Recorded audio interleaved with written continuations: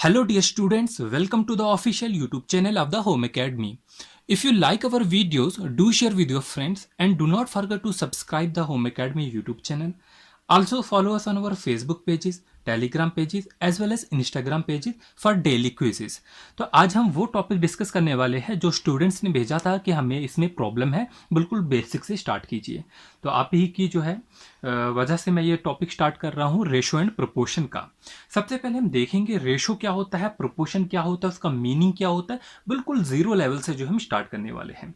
तो देख लीजिए, रेशो आपने जो है कुछ क्वेश्चन इसकी प्रैक्टिस भी की होगी। तो रेशो जो होता है, रेशो को हम डिफाइन जो जिस सिंबल से डिनोट करते हैं वो ये सिंबल है। मतलब हम दो किसी भी नंबर के बीच में रेशो ए रेशो बी, हम इसको ऐसे पढ़ सकते हैं। तो रेशो क्या होता है, किसी भी दो क्वांटिटी के बीच में कोशंट होता है जो कि ऑब्टेन होता है उनको डिवाइड करने के बाद। मतलब ये दो ए और बी हमारे पास दो क्वांटिटी है, अगर हम इन ए और बी को मैं डिवाइड करूंगा तो ये क्या होगा, ये होगा वो रेशो। किस किस का ratio, ratio between the A and B. तो ratio is generally indicated by the sign, ये साइन आपको देखेंगे रेशो का साइन है। So this A ratio B indicate ratio of A and B. A और ए रेशो बी क्या indicate करेगा, A और बी को आपस में इसका डिवीजन जो होगा ये इंडिकेट करेगा। अब यहीं पर हम प्रोपोर्शन भी समझ लेते हैं। पहले बेसिक कंसेप्ट समझेंगे फिर हम क्वेश्चन करेंगे। प्रोपोर्शन क्या होता है, देखिए सबसे पहले जो प्रोपोर्शन का साइन होता है वो क्या होता है, कुछ इस तरीके का साइन होता है। ये प्रोपोर्शन का साइन है। आपको क्वेश्चन देखने को मिलेंगे, आपको ऐसा क्वेश्चन दिखेगा ए रेशो बी प्रोपोर्शन सी रेशो डी, इस टाइप के जो है वो क्वेश्चन आपको दिखेंगे। ठीक है, यहां पर ए बी सी डी की जगह कोई भी क्वांटिटी हो सकती है, कोई भी नंबर हो सकता है। तो सबसे पहले प्रोपोर्शन को हम डिफाइन करेंगे। तो प्रोपोर्शन जो होता है वो इक्वलिटी ऑफ द रेशो होता है। प्रोपोर्शन क्या होता है, ये क्या होता है, ये इक्वलिटी होती है। किस चीज की इक्वलिटी, रेशो की इक्वलिटी। मतलब ये जो साइन हम डिनोट करते हैं ये इक्वलिटी को रिप्रेजेंट करता है, ये समझे आप। ठीक है, तो अगर हमने यहां पर डिफाइन करना होगा A ratio B equal to C ratio D. ठीक है, तो इसकी जगह हम यूज करेंगे A ratio B proportional C ratio D. ये बेसिक कंसेप्ट होपफुली आपको समझ आ गया होगा। अब हम चलेंगे एक एक टर्म को पढ़ेंगे, जिसमें जो देखिए इसमें चार टर्म है, first term, second term, third term और fourth term. The first and the last term जो होती है इसे हम एक्सट्रीम कहते हैं। क्या उसे हम क्या कहते हैं, extreme. The first and the last terms are known as extreme. ठीक है, और जो बीच की टर्म होती है बी और सी जैसे यहां पर टर्म है, उसे हम कहते हैं सेकंड और थर्ड टर्म को मीन्स कहते हैं। क्या कहते हैं, मीन्स कहते हैं। अब यहां पर जो आपको एक नोट याद रखना होगा, अपनी नोटबुक पे एक नोट लिखो, मैं आपको नोट लिखाऊंगा। The product of the extreme is equal to the product of the mean. क्या लिखेंगे आप, the product of extreme is equal to product of means. ठीक है, क्या लिखेंगे, product of extreme is equal to the product of mean. अब ये जो मैंने लिखाया इसे हम प्रूव भी करके देखेंगे, मतलब क्या मीनिंग है इस चीज का। ठीक है, ये हम देखेंगे। तो इसको प्रूव करने के लिए हम एक एग्जांपल ले लेंगे, इधर यहां पर लिख लेते हैं, हम एक एग्जांपल लिखेंगे। जैसे कि हमारे पास जो है एक्सट्रीम ए और डी है और मीन्स क्या हो गया, बी, जो बी और सी है, मतलब सेकंड और थर्ड टर्म है। तो हम एक एग्जांपल लिखेंगे, जैसे कि मैंने लिखी 22 रेशो टू प्रोपोर्शनल 100 रेशो 8 लिखा। अब देखो जो 25 इंटू 8 होगा वही होगा किसके बराबर, 100 इंटू 2। ये मीनिंग है इसका। जो प्रोडक्ट होगा एक्सट्रीम का, मतलब 25 इंटू 8 का जो प्रोडक्ट होगा वो किसके इक्वल होगा, प्रोडक्ट ऑफ द मीन्स के इक्वल होगा। 100 इंटू 2 के जो है वो इक्वल होगा। ठीक है, तो 25 इंटू 8 करेंगे हम 200 होगा, और यहां पर भी जब हम चेक करेंगे तो वो भी 200 होगा। तो ये मीनिंग होता है प्रोपोर्शन का। होपफुली आपको रेशो बिल्कुल क्लियर हो गया होगा कि रेशो क्या होता है। रेशो जो होता है बिटवीन द टू क्वांटिटी, वो क्या होता है, वो कोशंट होता है जो कि हम हासिल करते हैं। कैसे ऑब्टेन करते हैं, by dividing the first quantity with the second quantity. Proportion क्या होता है वो भी आपको क्लियर हो गया होगा कि proportion is the equality of the ratio. ये रेशो की जो इक्वलिटी होती है उसे हम प्रोपोर्शन कहते हैं। इससे पहले कि हम बड़े क्वेश्चन की जो लैंग्वेज टाइप के क्वेश्चन आते हैं वो सॉल्व करें, तो हम पहले बेसिक कंसेप्ट जो बेसिक लेवल के क्वेश्चन आते हैं वनडे कॉम्पिटिटिव एग्जामिनेशन में, उसे हम सॉल्व कर रहे हैं। ठीक है, तो बिल्कुल बेसिक से ही स्टार्ट करेंगे। तो मैं आपको कुछ कैलकुलेशन की ट्रिक्स जो है वो यहाँ पर बता दूंगा। ये आपके क्वेश्चन जो है इस टाइप के भी आते हैं, तो ये कैलकुलेशन ट्रिक्स जो होगी वो आप याद रखेंगे। तो स्टार्ट करते हैं हम पहली ट्रिक से। ठीक है, तो हमारे पास आपको आवाज जो होगी वो होपफुली ठीक ही आ रही होगी, क्योंकि यहाँ पर जो इस माइक का मैं यूज कर रहा हूँ ये सपोर्ट नहीं करता है कैमरे के मोबाइल को। ठीक है, तो यहां पर देखेंगे कैलकुलेशन ट्रिक्स में हम पहले हमारे पास सपोज एक्स रेशो 12 है। ठीक है, ये इक्वल टू है। इक्वल टू का मतलब आप समझ गए प्रोपोर्शन। हम लिखेंगे यहां पर 3.5 रेशो 21। तो यहां पर आपको x की जो है वो वैल्यू जो है वो फाइंड आउट करनी है। क्या करना है हमको, इस x की वैल्यू फाइंड आउट करनी है। और मैंने अभी आपको सिखाया कि प्रोपोर्शन के लिए मैंने आपको एक बात बोली, the first and the last term in a proportion are called the extreme and the product of the extreme is equal to the product of the mean. तो यहां पर प्रोडक्ट ऑफ एक्सट्रीम क्या होगा, x इंटू 21। ये किसके बराबर होगा, product of the means. Means कितना होगा, 12 इंटू 3.5 होगा। अब यहां से जो x की वैल्यू निकालनी होगी वो कितना आसान है, 12 इंटू 3.5 डिवाइडेड बाई 21 जो है वो आपका होगा। ठीक है, अब ये जो है इतना होपफुली आपको जो है वो समझ आ गया होगा। तो 12 को 3.5 से जब हम मल्टीप्लाई करेंगे तो 42 होगा डिवाइडेड बाई 21, जो कि आपका आंसर कितना होगा, 2। तो इस तरीके से x की वैल्यू जो होगी वो हमारी क्या निकलेगी, 2 निकलेगी। उम्मीद है कि आपने इसे नोट भी कर लिया होगा। ठीक है, तो यहां पर हम कोई नोट्स नहीं दे रहे, सिर्फ जो है आप अपनी चीजों की जो है वो रिवीजन करेंगे। यहां पर मैं आपको टाइम दे रहा हूं नोट करने का, आप कर सकते हैं नोट। चलिए, स्क्रीनशॉट भी ले सकते हैं। अगला क्वेश्चन जो है हम देखेंगे। इसी टाइप के क्वेश्चन जो है वो आएंगे। जरूरी नहीं है कि लैंग्वेज के बेस पे ही क्वेश्चन आपको आए, लैंग्वेज वाले भी कराएंगे। वो जनरली अगर लैंग्वेज वाला आएगा, आपका एक और टॉपिक जो होता है प्रॉब्लम ऑफ एजेस, वो भी जो है रेशो प्रोपोर्शन पे ही ज्यादातर बेस है। तो वहां पर आपको जो है लैंग्वेज वाला क्वेश्चन आ सकेगा। यहां पर जो है इस टाइप के भी क्वेश्चन आ सकते हैं।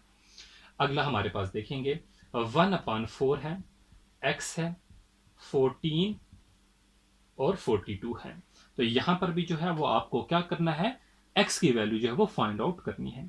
तो कैसे करेंगे x की वैल्यू फाइंड आउट, तो सबसे पहले 1/4 का मल्टीप्लीकेशन लास्ट टर्म से होगा। ठीक है, x की वैल्यू हमें निकालनी है, डिवाइडेड बाई 14 हो जाएगा। देखिए 14 1 जार होगा, 14 3 जार होगा, तो ये कितना आ गया आपका, 3/4 हो गया। तो इस x की वैल्यू जो होगी वो 3/4 होगी। होपफुली जो है आपको क्लियर हो गया होगा। बढ़ेंगे अपने अगले क्वेश्चन की तरफ। क्वेश्चन नंबर जो होगा वो 3 होगा। चलिए, मैं क्वेश्चन नंबर 3 लिखने वाला हूं, आप इसे नोट कर सकते हैं तब तक। क्वेश्चन नंबर 3 है, हम यहां पर लिखेंगे एक नंबर 5/3, 5/9 प्रोपोर्शन x/63। ठीक है, अब यहां पर हमें x की वैल्यू फाइंड आउट करनी है। कैसे हम फाइंड आउट करेंगे, ठीक है, आपको इसी को जो है आपको लैंग्वेज की टाइप में भी क्वेश्चन बना के दिया जा सकता है। ठीक है, आगे हम देखेंगे कैसे, पहले आप बेसिक चीजें समझ लीजिए। तो यहां पर हम 63 मल्टीप्लाई बाई 5 करेंगे, डिवाइडेड बाई 9 करेंगे। और आप जानते हैं 9 के टेबल में 7 जार आता है, तो 7 5 जार जो होगा वो 35 होगा। तो यहां पर आपकी x की वैल्यू जो निकलेगी वो 35 होगी। उम्मीद है आपको जो है ये समझ आ गया होगा। आप नोट कर सकते हैं, मैं ये वाला मिटा देता हूं तब तक। चलिए अगला हमारे पास है क्वेश्चन नंबर 4 है 1/4 ratio 7/8 is equal to 4/8, 4/x। अब यहां पर मैंने जो है वो फ्रैक्शन में ही लेने की कोशिश की है, ताकि आपको जो है किसी भी टाइप की कैलकुलेशन आए, आप कहीं फंसे नहीं। तो यहां पर देखिए, यहां पर भी हमें x की वैल्यू निकालनी है। तो क्या होगा, 1/4 होगा इंटू एक्स होगा। ठीक है, ये x की वैल्यू हमें निकालनी है, इसे लिखेंगे नहीं, जिसे निकालना होगा वो तो नीचे आएगा। तो क्या होगा, ये 7/8 इंटू 4 डिवाइडेड बाई 1/4 होगा। Hopefully clear. तो देखिए 4 1 4 2 होगा, तो ये कितना आ जाएगा, 7/2 हो जाएगा इंटू 4/1 हो जाएगा। तो 2 1 2 2 4 होगा, 7 2 जो होगा वो 14 होगा। तो इसका मतलब x की वैल्यू यहाँ पर 14 होगी। उम्मीद है कि आपने इसे नोट कर लिया होगा, साथ साथ कर सकते हैं नोट, स्क्रीनशॉट भी ले सकते हैं आप इसका। चलिए एक और बात मैं बता देता हूं, यहां पर एक और टर्म आती है, कभी कभी सीधा क्वेश्चन भी पूछा जाता है। वो ये है, दो टर्म होती है इसमें हमारे पास। एक होता है हमारे पास एंटीसीडेंट। क्या होता है, एंटीसीडेंट। दूसरी टर्म हमारे पास होती है, उसे हम बोलते हैं कॉन्सिक्वेंट। अब ये दो टर्म क्या होती हैं, देखिए मेरे पास सपोज रेशो है A/B, या हम लिखेंगे 7/8। तो ये जो पहली टर्म होती है, पहली टर्म जैसे यहां पर A है, यहां पर 7 है, इसे हम एंटीसीडेंट कहते हैं। और जो सेकंड टर्म होती है, इसे हम कॉन्सिक्वेंट कहते हैं। कभी कभी पूछा जा सकता है वन लाइनर क्वेश्चन में एंटीसीडेंट के बारे में और कॉन्सिक्वेंट के बारे में। उम्मीद है कि आप ठीक जवाब देंगे उस टाइम, एंटीसीडेंट क्या होता है और कॉन्सिक्वेंट क्या होता है। अब हम पहला कॉन्सेप्ट जो है वो डिस्कस करेंगे कि आपकी जो लैंग्वेज में क्वेश्चन आते हैं वो किस टाइप के जो है वो क्वेश्चन आते हैं। ठीक है, पहला कंसेप्ट जो है वो डिस्कस करने जा रहे हैं, कंसेप्ट 1 होगा। देखिए हमारे पास क्वेश्चन दिए जाएंगे, एक कॉलेज है, कॉलेज 1 है, कॉलेज 2 है। कॉलेज 1 में बॉयज का रेशो और गर्ल्स का रेशो दिया जाएगा। कॉलेज 2 में भी बॉयज और गर्ल्स का रेशो दिया जाएगा। सपोज ये 2/3 है और ये जो है 4/5 है। तो हमें बोला जाएगा बॉयज और गर्ल्स का ओवरऑल रेशो जो है वो निकालिए, ये हमें निकालना होगा। तो क्या इस क्वेश्चन में हम रेशो निकाल सकते हैं, what will be overall ratio of the boys, या तो बॉयज का या तो गर्ल्स का रेशो पूछा जाएगा। देखिए इफ वी कंबाइन बोथ, अगर हम इन दोनों को कंबाइन करेंगे, in this case we can not find the overall ratio. इस केस में हम ओवरऑल रेशो नहीं निकाल सकते। क्यों नहीं निकाल सकते, because we do not know the total number of student in both the colleges। हमें ये नहीं पता है कि इस कॉलेज में टोटल नंबर ऑफ स्टूडेंट कितने हैं, कॉलेज 2 में जो है टोटल नंबर ऑफ स्टूडेंट कितने हैं। जब हमें टोटल नंबर ऑफ स्टूडेंट नहीं पता तो हम नहीं निकाल सकते। लेकिन अगर हमें टोटल नंबर ऑफ स्टूडेंट पता है तो हम इजीली जो है तो रेशो जो है वो निकाल सकते हैं। हमारे पास जो लैंग्वेज के क्वेश्चन होंगे वो इसी टाइप के क्वेश्चन होंगे। चलिए अब हम कुछ क्वेश्चन जो है देखेंगे, आपके पास क्वेश्चन की लैंग्वेज कैसे लिखी जा सकती है। आपके पास लिखा होगा फाइंड, या आपका क्वेश्चन होगा find the fourth proportion, find the fourth proportion, ठीक है, टू, कुछ हमारे पास दिया गया होगा 2 3 6। तो हमें यहां पर फोर्थ प्रोपोर्शन निकालना है। देखिए मैं आपके पास चॉइसेस भी दे देता हूं। हमारे पास चॉइसेस जैसे कि कैसे दी गई होगी, A B C D, 4 choices दी गई होगी। हम इसे 18, इसे 12, इसे 9, इसे 4 मान लेते हैं। अब हमें यहाँ पर क्या निकालना है, फोर्थ प्रोपोर्शन निकालना है। अब कैसे निकालेंगे, देखिए मैंने आपको समझा दिया है कि प्रोडक्ट जो एक्सट्रीम का होगा वो किसके इक्वल में होगा, प्रोडक्ट ऑफ द हमारे मीन्स के बराबर होगा।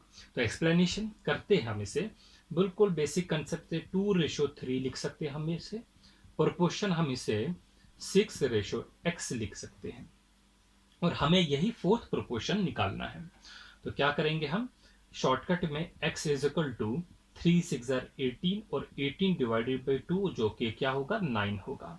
ठीक है, नहीं तो आप इसको दूसरे तरीके से इस तरीके से भी लिख सकते हैं कि 2/3, फिर आप लिखेंगे इक्वल टू 6/x, फिर आप x की वैल्यू जो है वो क्रॉस मल्टीप्लाई करके 6 इंटू 3 डिवाइडेड बाई 2 करेंगे, तो वैसे भी जो है वो निकल जाएगा। बट याद रख लेंगे जितना कम जो है हम पेन उठाएंगे, आगे हम देखेंगे, अभी तो हम ये पेन उठा ही रहे हैं बट आगे हम इम्प्रूव करेंगे। ठीक है, एक और करते हैं। एक और हमारे पास कंसेप्ट आता है। हमारे पास एक कंसेप्ट है, जैसे कि हमारे पास दे दिया इफ ए रेशो बी जो है वो 2:3 के बराबर है, और जो बी रेशो सी है वो किसके बराबर है, 4:5 के बराबर है, और फिर सी रेशो डी है वो किसके बराबर है, 6:7 के बराबर है। और हमें कहा जाएगा ए रेशो बी रेशो सी रेशो डी निकालिए। ठीक है, ये हमें दिया जाएगा। बट इससे पहले इन क्वेश्चंस को कहा जाता है कंपेयरिंग क्वांटिटीज। ठीक है, इस क्वेश्चन को कहा जाता है कंपेयरिंग क्वांटिटीज। मैं यहां पर लिख देता हूं क्या कहा जाता है, कंपेयरिंग क्वांटिटीज। तो यहां पर हमें इन क्वांटिटीज को जो है कंपेयर करना होता है। इससे पहले इस क्वेश्चन को हम सॉल्व करें, मैं आपको एक और दिखाता हूं कि ए रेशो बी अगर हमारे पास 2:3 है, सी रेशो डी जो है हमारे पास 4:5 है, और हमें यहां पर भी कहा जाता है ए रेशो बी रेशो सी रेशो डी निकाले। हम यहां पर नहीं निकाल सकते। क्यों नहीं निकाल सकते, क्योंकि यहां पर कुछ भी कॉमन नहीं है। मतलब ए बी है, सी डी है, अगर यहां पर बी बी होता तो हम इसे कंपेयर कर सकते, लेकिन यहां पर हम कंपेयर नहीं कर सकते। और अब आप यहां पर देखेंगे, अपने इस साइड देखेंगे, देखिए यहां पर बी कॉमन, यहां पर सी कॉमन, मतलब ये जुड़ सकते हैं। यहां पर ये जुड़ नहीं सकते। तो ये एक बेसिक कंसेप्ट जो है वो आप याद रख लेना। अब हम इस क्वेश्चन को जो है वो ट्राई करेंगे कि कैसे हमें जो है वो सॉल्व करना है ए रेशो बी रेशो सी और डी जो हमें कैसे सॉल्व करना है। तो इसे जो हम सॉल्व करते हैं, हम इसे अलाइंड मेथड से करते हैं। आप गाड़ियों में जैसे अलाइनमेंट कराते हैं ना, व्हील की अलाइनमेंट कराते हैं, ठीक है, तो इसी तरीके से यहां पर भी जो है अलाइनमेंट ही आपको करनी है। कैसे अलाइनमेंट करनी है मैं आपको दिखा देता हूं। ये मार्कर से चल नहीं रहा है। क्या करेंगे हम, यहां पर ए रेशो बी है, और बी जो चीज कॉमन है उसको कॉमन के नीचे लिखिए, बी रेशो सी। ए रेशो बी कितना था, 2:3 था, और यहां पर बी रेशो सी कितना था, 4:5 था। इतना क्लियर। अब एक चीज देखेंगे कि यहां पर 3 है, यहां पर 5 है, और यहां पर बी है, यहां पर बी है। ये कैसे हो सकता है कि बी यहां पर 3 होगा और यहां पर 4 होगा। ठीक है, ये पॉसिबल नहीं है। हमें क्या करना है, हमें क्या कोशिश करनी होती है कि इन दोनों को जो है सेम बनाया जाए। अब इनको सेम कैसे बनाएंगे, अगर यहां पर हम 4 से मल्टीप्लाई कर दे, यहां पर हम 3 से मल्टीप्लाई कर दे, तो ये सेम बन जाएंगे। तो करके देखेंगे, 2 4 जार 8 हो जाएगा, 4 3 जार 12 हो जाएगा, और नीचे जो होगा 3 5 जार 15 हो जाएगा। तो ये निकला हमारे पास ए रेशो बी रेशो सी निकल गया। अब हमारे पास सी और डी दिया गया है, सी की जगह सी आएगा, डी की जगह डी आएगा। तो यहां पर 6:7 दिया गया है, ये 6 और ये 7 दिया गया है। तो इसे भी जो है अब जो है वो सॉल्व करने की कोशिश करेंगे। ठीक है, 6:7 दिया गया है। तो अब कैसे करेंगे, यहां पर जो है इन दोनों को एक बनाया जाए, या तो इसको 6, या तो इसको जो है इसको 15 बनाया जाए, या तो इसको जो होगा वो 6 बनाया जाए। अब ये हमें जो है वो बनाना है। अब इनको सेम बनाने के लिए हमें क्या करना पड़ेगा वो देख लीजिए। देखिए, अगर मैं इसको 2 से मल्टीप्लाई करूंगा तो यहां पर 30 हो जाएगा।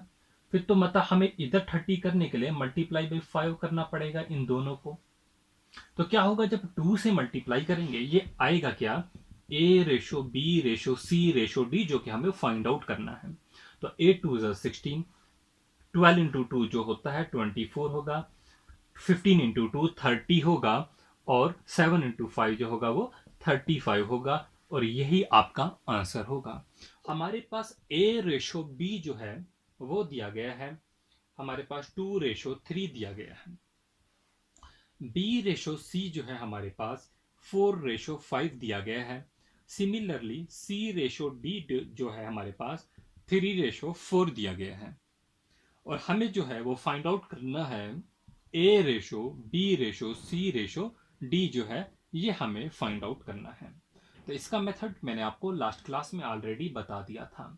हम इन क्वांटिटीज को कंपेयर करते हैं जो भी इनमें कॉमन होता है। अब हमें सबसे पहले क्या देखना होता है कि इनमें कॉमन क्या है। यहाँ पर बी बी कॉमन, यहाँ पर सी सी कॉमन है, मतलब यहाँ पर जो बी की वैल्यू 3 है, यहाँ पर बी की वैल्यू 4 है। इन दोनों वैल्यूज को हमें समहाउ इक्वल करना होता है। चलिए करके देखते हैं। तो ये आपका सोल्यूशन होता है स्टार्ट। ए रेशो बी, पहले वीडियो पास करेंगे, आप खुद ट्राई करना। ए रेशो बी जो होगा वो किसके बराबर होगा, 2:3 के बराबर। फिर बी रेशो सी जो होगा वो किसके बराबर होगा, 4:5 के बराबर। हमें इन्हें इक्वल करना है। जब हम इक्वल करेंगे हमारे पास जो चीज निकल के आएगी वो ए रेशो बी रेशो सी होगा, जो कि कैसे इक्वल करेंगे, यहां पर 4 से मल्टीप्लाई करेंगे, यहां पर 3 से मल्टीप्लाई करेंगे। 4 2 ज़र कितना होगा, 8 हो जाएगा। 4 3 ज़र कितना होगा, 12 हो जाएगा। यहां पर 3 4 ज़र करेंगे तो उधर भी 12 होगा। ठीक है, मैं इसको बड़ा लिखता हूं, 12 होगा। और 5 3 ज़र जो होगा वो 15 होगा। ठीक है, तो ये निकल गई आपकी ए रेशो बी रेशो सी की वैल्यू। अब देखिए नीचे यहां पर सी जो है और यहां पर सी जो है ये भी कॉमन आ गए, सी और डी। तो यहां पर 3:4 होगा। अब हम इस 15 और इस 3 को जो है वो हमें कॉमन बनाना पड़ेगा ताकि ए रेशो बी रेशो सी रेशो डी की वैल्यू हमें निकल जाए। तो कैसे होगा, अगर हम इसको मल्टीप्लाई बाई 3 करेंगे और इसको मल्टीप्लाई बाई 15 करेंगे तो ये आपस में जो है वो बराबर हो जाएंगे। करके देखते हैं। ठीक है, तो यहां पर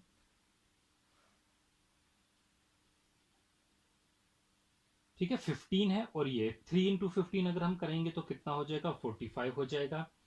और यहां पर हाँ, तो जरूरी नहीं है कि हम यहाँ पर 3 से मल्टीप्लाई करें, क्यों हम अपना जो है वो कैलकुलेशन बढ़ाए। तो यहां पर अगर हम सिर्फ 5 से भी मल्टीप्लाई करेंगे, 5 3 = 15 भी तो हो जाएगा। ठीक है, जैसे भी आप करें वो भी मेथड ठीक था। ठीक है, बट ऐसे भी कर सकते हैं। तो आपकी कैलकुलेशन मल्टीप्लाई करना कम होगा। तो देखिए ये 8 रहेगा, ये 12 रहेगा, 5 3 जो होगा वो 15 होगा और 5 4 20। तो ये आपका जो है वो आंसर जो है वो निकल गया, जो कि हमने निकालना था, ए रेशो बी रेशो सी रेशो डी। होपफुली जो है आपको क्लियर हो गया होगा। आप नोट डाउन करना चाहते हो तो कर सकते हैं। ठीक है, मैं आपको नोट डाउन करने के लिए जो है वो टाइम जो है वो देता हूं, तो आप कर सकते हैं जहां से भी नोट डाउन करना चाहे। चाहे स्क्रीनशॉट लेना चाहते हो तो स्क्रीनशॉट भी ले सकते हैं। चलिए अब हम कुछ लैंग्वेज बेस्ड जो है क्वेश्चन करेंगे। इसे मैं मिटा देता हूं और आज हम लैंग्वेज बेस्ड जो है वो क्वेश्चन करेंगे। ठीक है, तो क्वेश्चन हम लिखेंगे लैंग्वेज बेस्ड। मैं एक क्वेश्चन लिखूंगा। ठीक है, क्वेश्चन नंबर 7 होगा शायद, अभी तक जितने हम क्वेश्चन कर चुके हैं। ए बैग कंटेन्स 1 रुपी 50 पैसा, ठीक है, एंड 25 पैसा। एक बैग है जिसके अंदर 1 रुपी है, 1 रुपया है, 50 पैसे और 25 पैसे के जो है वो कॉइन्स है। ये सारे क्या है, कॉइन्स है। And the ratio of number and the ratio of number of coins, जो कॉइन्स का जो रेशो दिया गया है वो 5:7:9 है। ठीक है, अगर हम सारों को इकट्ठे करते हैं, if the value of all the coins, अगर जो भी बैग में 1 रुपये है, 50 पैसे, 25 पैसे है, जिनका रेशो 5:7:9 में दिया गया है, अगर हम इन सबों को इकट्ठे करते हैं तो इनकी जो कुल वैल्यू होती है वो 430 रुपये है। इफ द वैल्यू ऑफ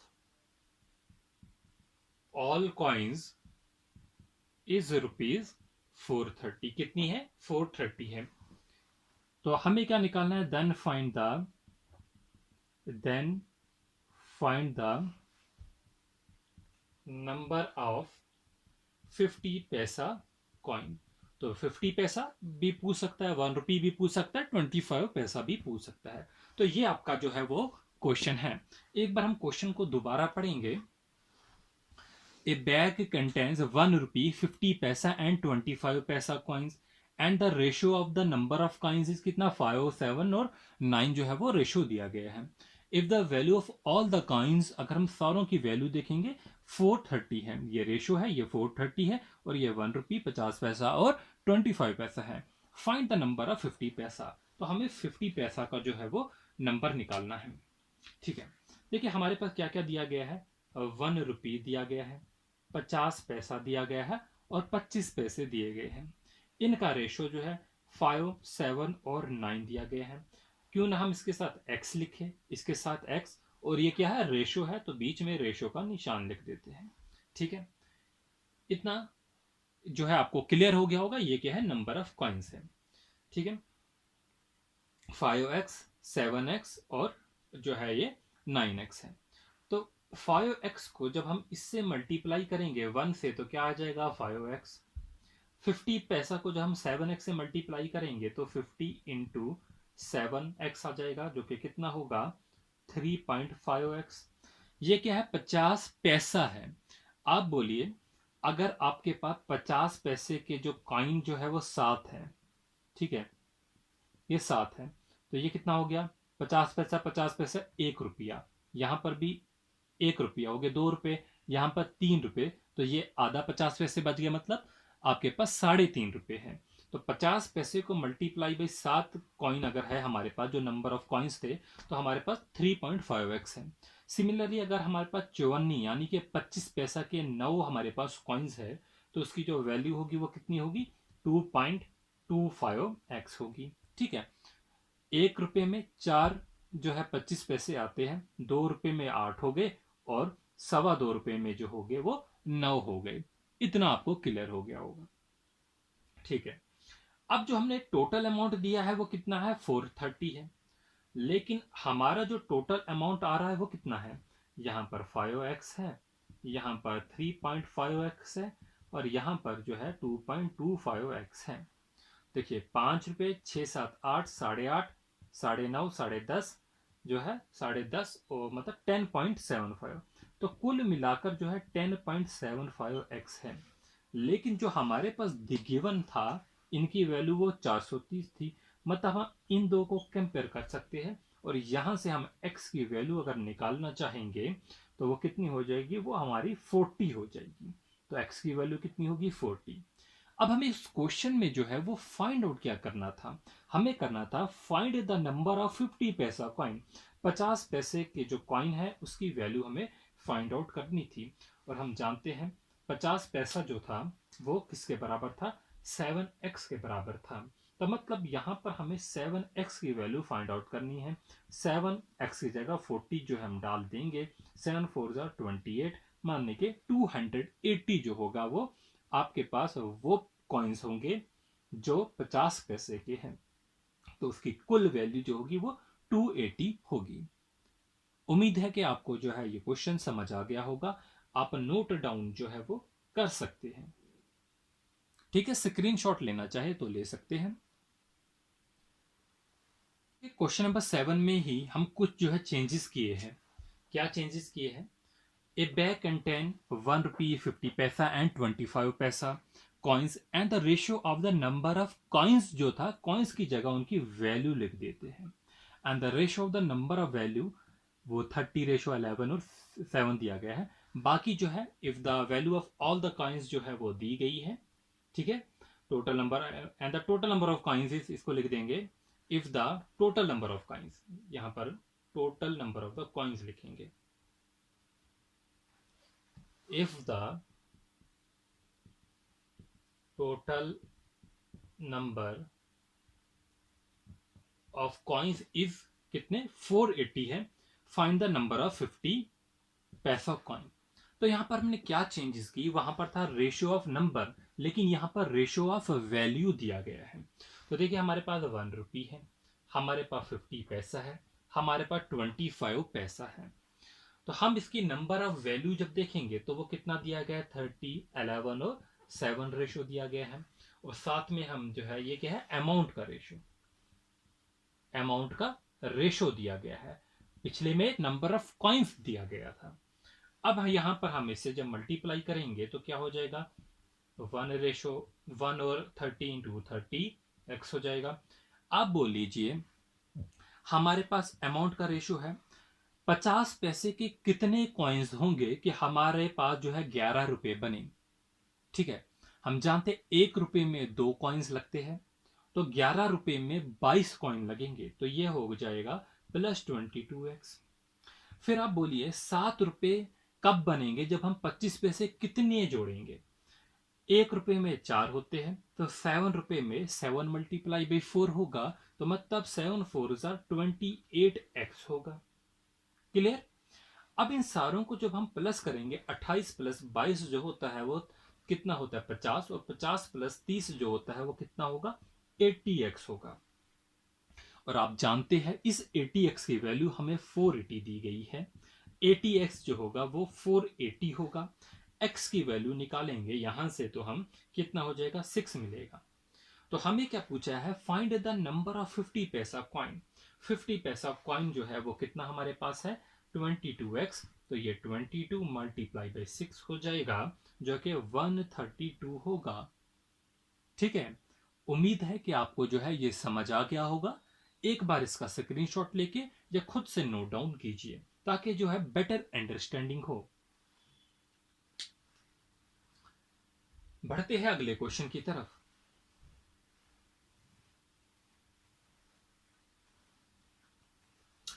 अगला क्वेश्चन होगा, चलिए कुछ इजी क्वेश्चन करते हैं।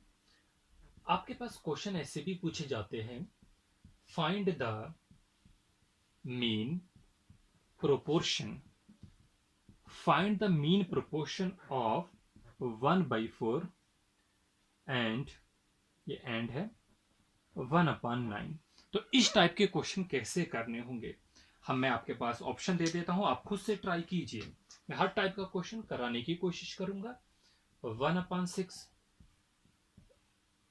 आप लिख लीजिए, 3/6 आप लिखेंगे, 6/2 आप लिख लीजिए, 6/5। ये 4 आपके पास ऑप्शन है। तो हमें क्या निकालना है, find the mean proportion of 1/4 and 1/9 हमें निकालना है। तो इसके लिए एक शॉर्टकट फार्मूला लिख लीजिए। ऐसे क्वेश्चन निकला √AB, तो आपको क्या करना है 1/4 × 1/9, इसका अंडर रूट 1/4 9 36, तो ये क्या आ जाएगा 1/6। तो आपका आंसर करेक्ट जो होगा 1/6 होगा। ठीक है, तो ऐसे क्वेश्चन जो है आप जो है मान लीजिए इस टाइप के क्वेश्चन आपके एग्जामिनेशन में देखने को मिलेंगे। इजी क्वेश्चन होते हैं। ठीक है, उम्मीद है आप ये करेंगे। चलिए अगला क्वेश्चन जो है कोई और टाइप का देख लेते हैं। ठीक है, इसी में चेंजेस करेंगे। फाइंड द क्वेश्चन नंबर 10 होगा, find the third proportion of, third proportion of निकालना है 1836 का। ठीक है, यहां पर भी मैं आपको ऑप्शन दे देता हूं। 18 और 36 का थर्ड प्रोपोर्शन निकालना है तो कैसे निकालेंगे। ऑप्शन 72, 75, ऑप्शन 69 होगा एंड ऑप्शन डी होगा 68। देखिए अब यहां पर आपके लिए प्रॉब्लम हो गई होगी, क्योंकि मैंने आपको पढ़ाया था प्रोपोर्शन निकालने के लिए, क्या पढ़ाया था कि इन दो का प्रोडक्ट जो होगा वो इन दो के प्रोडक्ट के इक्वल होगा। लेकिन यहां पर ना ये है ना ये है, खाली इतना है। तो अब इन क्वेश्चंस को कैसे करेंगे। ठीक है, अगर ये क्वेश्चन जो है बहुत अच्छा क्वेश्चन अगर आ जाता है तो कैसे करेंगे। आपको क्या करना है, आपको 18 और 36 है ना, 18 है और आपके पास 36 है। 18 को हम लिख सकते हैं 6 × 3। ठीक है, नहीं, हम इसे लिखेंगे 9 × 2, और हम इसे लिखेंगे 9 की ही टर्म्स में 9 × 4। क्या लिखा 9 × 2 9 × 4।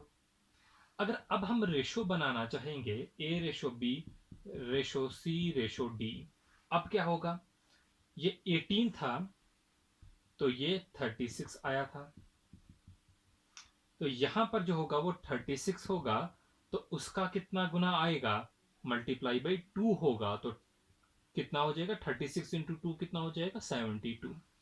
जैसा कि यहाँ पर 18 और 36 था, आपने देखा इसमें जो है इनके अभी फैक्टर जब बनाएंगे, इसमें भी 9 है, इसमें भी 2 है, इसमें भी 9 है, इसमें 4 है, तो मतलब ये इसका दुगना है। 9 18 मल्टीप्लाई बाई जब हम 2 करेंगे तो हमको 36 मिलता है, तो 18 मल्टीप्लाई बाई 2 में 36 होगा, तो जब हम यहाँ पर 36 मानेंगे तो ये 72 होगा।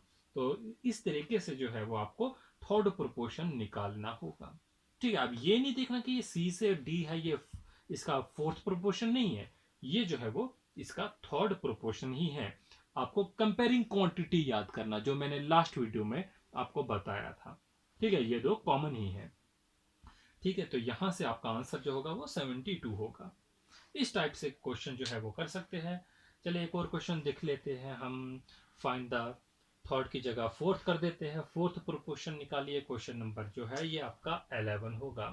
Find the fourth proportion of, हम लिख लेते हैं 12 है, 16 है और 18 है, इनका फोर्थ प्रोपोर्शन निकालना है। कैसे करेंगे, A ratio B proportion C ratio D होगा। ये हमारे पास 12 है, ये हमारे पास 16 है, ये हमारे पास 18 है और ये हमारे पास x है, ये हमें निकालना है। तो हम जानते हैं x जो होगा वो 16 इंटू 18 होगा डिवाइडेड बाई 12 होगा, तो ये आपका आंसर होगा। और कितना आएगा, ये 12 है, ये 4 3 जार है, 4 4 जार है, ये 3 1 जार 3 6 जार, तो 4 6 जार 24 होगा। तो इस टाइप से जो है वो आप कर सकते हैं। क्वेश्चन जितने भी आएंगे, आप जिस भी टाइप के आएंगे आपको करने होंगे। तो मैं एक क्वेश्चन जो है वो होमवर्क देना चाहूंगा आपको, ये आपके लिए जो है वो होमवर्क रहेगा। क्वेश्चन नंबर जो है वो 12 होगा। If x ratio y is equal to 13, x ratio y 13 दिया गया है, 13 नहीं रेशो बोल रहा हूं मैं, ठीक है, 1:3 दिया गया है। Then you have to find the value of 7x plus 3y की वैल्यू निकालनी है। रेशो इसका होगा 2x प्लस y होगा, तो ये आपका होगा। ऑप्शन भी दे देता हूं मैं, ए बी सी और डी, 4 ऑप्शन में यहां पर आपको दे देता हूं।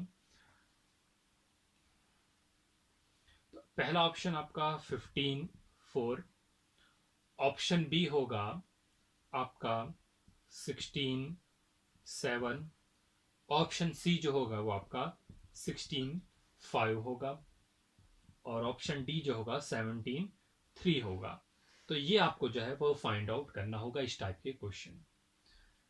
तो अगर अभी तक आपने हमारे फेसबुक पेज से जो है आप हमसे नहीं जुड़े हैं तो ज़रूर जुड़िए।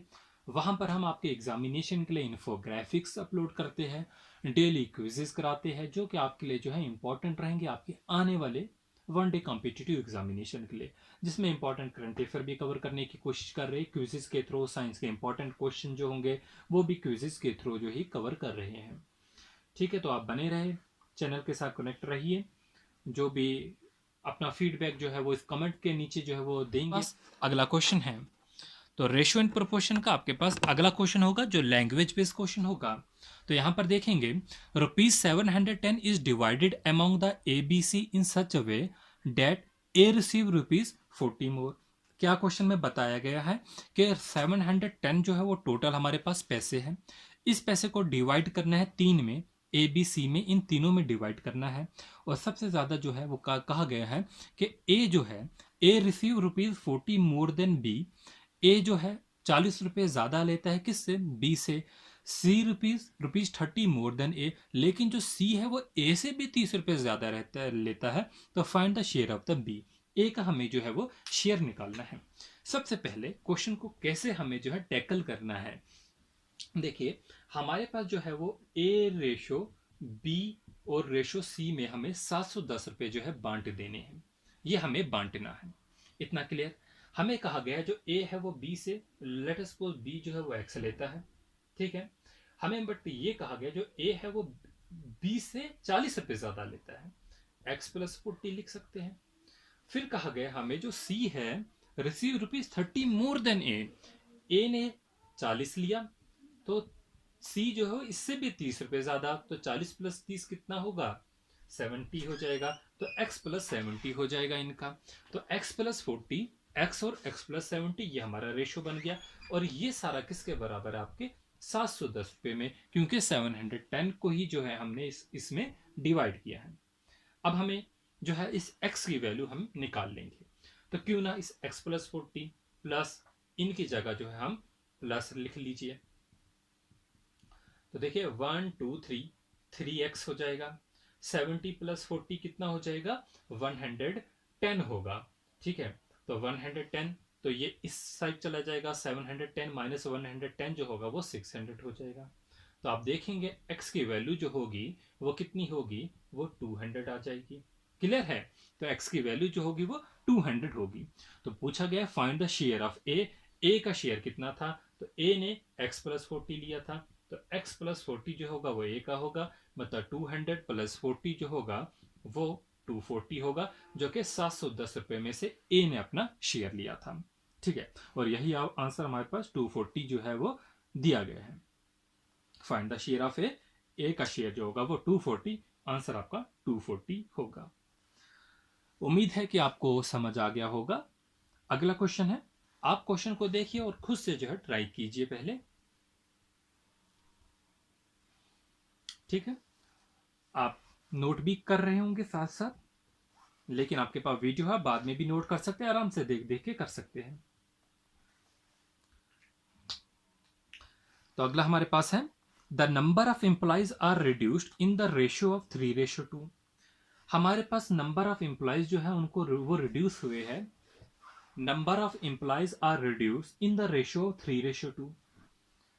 हमारे पास 2 एम्प्लॉइज थे, हमारे पास सपोज एम्प्लॉइज है, कोई भी एम्प्लॉय है, number of employees are reduced in the ratio 3:2 and the salary of employees increase in the ratio of 4:5। हमारे पास एम्प्लॉय है जो कि 3:2 में जो है वो एम्प्लॉयज जो है, नंबर ऑफ एम्प्लॉय जो है वो रिड्यूस किए गए हैं। फिर क्या किया गया है, सैलरी जो थी, जो बाकी पहले तो एम्प्लॉयज को रिड्यूस कर दिया गया, मतलब पहले 10 जने काम कर रहे थे, तो अब 2 को या जितनों को भी निकाला 3:2 में जो है वो निकाला, तो अब रिड्यूस हो गए। लेकिन जो बाकी बचे हुए एम्प्लॉय है उनकी एफिशिएंसी बढ़ा दी, उनकी सैलरी भी बढ़ा दी। किस रेशो में, 4:5 में जो है सैलरी बढ़ा दी। आपने देखा 3 से यहाँ पर 2 गए तो रिड्यूस हुआ, और यहाँ से 4 से 5 गए तो इंक्रीज हुआ, यहाँ पर सैलरी बढ़ा दी गई। अब हमें देखना क्या है, फाइंड द, अच्छा, by doing so the company saves ₹12,000। तो इसकी वजह से कंपनी को प्रॉफिट हुआ, मतलब कितना प्रॉफिट हुआ कि वो 12,000 रुपए जो है वो कंपनी जो है वो बचाने लगी। कितना, 12,000 रुपए जो है कंपनी ने बचाए। कैसे बचाए वो देखेंगे। और हमें निकालना है find the initial expenditure on the salary. 12,000 तो उन्होंने बचाए, लेकिन जो वो पहले इनिशियल यहाँ पर जो सैलरी दे रही थी ना, इनिशियल सैलरी, वो कितनी दे रही थी। तो आप देखिए 3/4 से जब हम करेंगे तो कितना होगा, 12 होगा, 250 होगा, कितना होगा, 10 हो जाएगा। इनका डिफरेंस देखेंगे तो कितना आएगा, 2 का डिफरेंस होगा। तो इसका मतलब जो ये 2 है इसकी वैल्यू इस डिफरेंस के बराबर होगी, 2 = 12,000 होगा। तो मतलब 1 की वैल्यू जो होगी वो 6,000 की होगी। तो हमें क्या निकालना है, इनिशियल की।